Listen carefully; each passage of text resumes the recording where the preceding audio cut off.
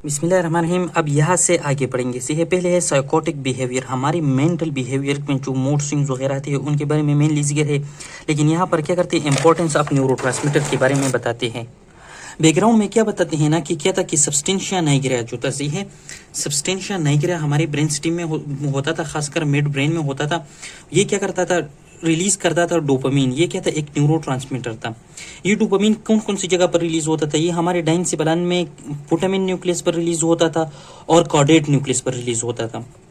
अब क्या होगा कि जब ये सब्सटेंशिया नाइग्रा डैमेज हो गया, ये डोपामिन रिलीज नहीं होता था, तो उस बंदे को फेस मास्क यानी कि पार्किंसन डिजीज हो जाती थी, जो कि फीलिंग्स उसके फेशियल मसल्स या एक्सप्रेशन के जो मसल्स होते हैं वो शो नहीं करता था।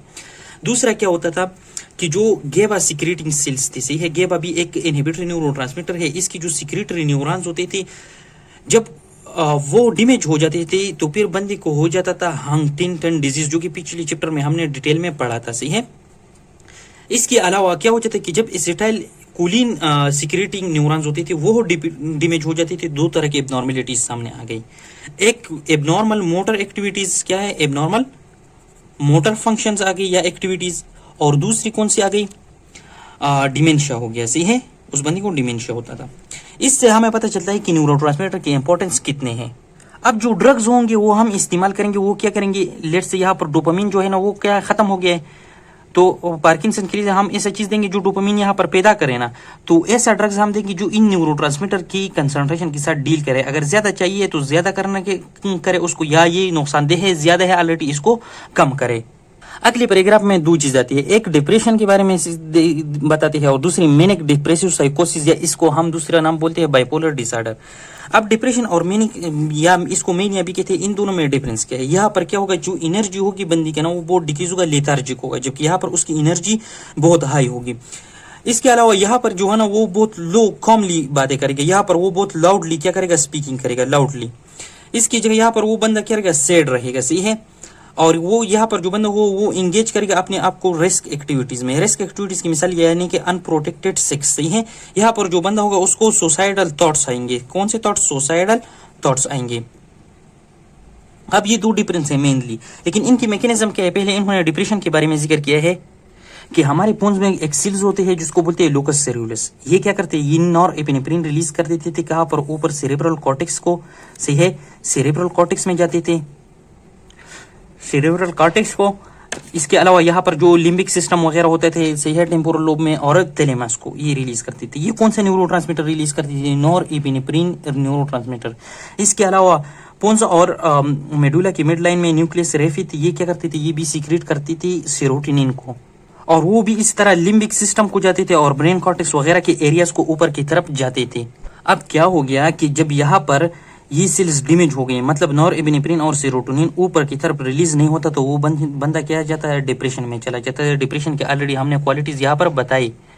अब जाहिर बात है इस मैकेनिज्म से हमें पता चला कि ऐसे ड्रग्स जो क्या करेगा, इन न्यूरॉन्स की एक्साइटेशन करेगा, मतलब सेरोटोनिन और नॉरएपिनेफ्रिन इंक्रीज करेगा या इसको एक्साइट करेगा, वो क्या करेगा, डिप्रेशन काज करेगा, सॉरी, वो एक्साइट करेगा तो वो डिप्रेशन से बंदे को निकालेगा, और अगर इनको ब्लॉक करे वो क्या करेगा, डिप्रेशन काज करेगा।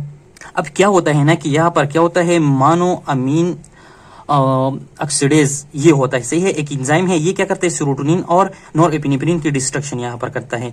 तो बंदी का, जब किसी बंदी को डिप्रेशन है, हम क्या कर देते हैं, इस मानो अमीन ऑक्सीडेज इनहिबिटर वाले ड्रग्स दे देते हैं। जब ये ड्रग्स ये इनहिबिट हो जाए, ये एंजाइम, यहाँ पर सेरोटोनिन और नॉरएपिनेफ्रिन रहेगा, और इस तरह बंदे के डिप्रेशन की ट्रीटमेंट हो जाएगी।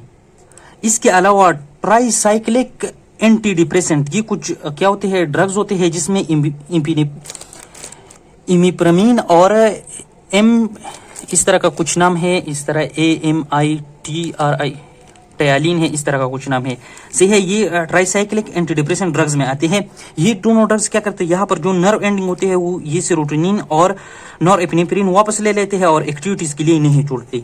जब ये ड्रग्स हम देते हैं तो वो ये रीअपटेकिंग बाय द नर्व एंडिंग खत्म हो जाती है, और यहाँ पर इस तरह सेरोटोनिन और एपिनेफ्रिन एक्टिविटी के लिए रहते हैं, और इस तरह डिप्रेशन डिक्रीज हो जाती है। अब इसकी उल्टा क्या है, मेनिया है, सही है, या बाइपोलर डिसऑर्डर जिसको कहते हैं। जब यहाँ पर सेरोटोनिन और नॉरएपिनेफ्रिन की एक्टिविटी ज्यादा हो जाए तब ये काज होगा। अब इसके लिए हम क्या करेंगे, ऐसे ड्रग्स देंगे जो सेरोटोनिन और नॉरएपिनेफ्रिन की लेवल को डिक्रीज करे। तो इसी तरह के ड्रग्स को हम मेनिया की ट्रीटमेंट में यूज करेंगे। सही है, इसी तरह के ड्रग्स में एक इन्होंने बताया कि लिथियम कंपाउंड यूज होते हैं। अब इसके बाद यह कहते हैं कि यहाँ पर क्या होता था, हाइपोथैलेमस होता था, हाइपोथैलेमस में रिवार्ड और जो प्लेजर सेंटर होता था, सही है, उसके इर्द गिर्द वो क्या करते थे, रिसीव करती थी सेरोटोनिन और नॉर एपिनेफ्रिन सिस्टम से इन दोनों न्यूरोट्रांसमीटर को। इसका मतलब ये कि प्लेजर और रिवार्ड में भी एपिनेफ्रिन और नॉर एपिनेफ्रिन और सेरोटोनिन इन्वॉल्व होते हैं। सही हो गया। और दूसरा रिवार्ड है।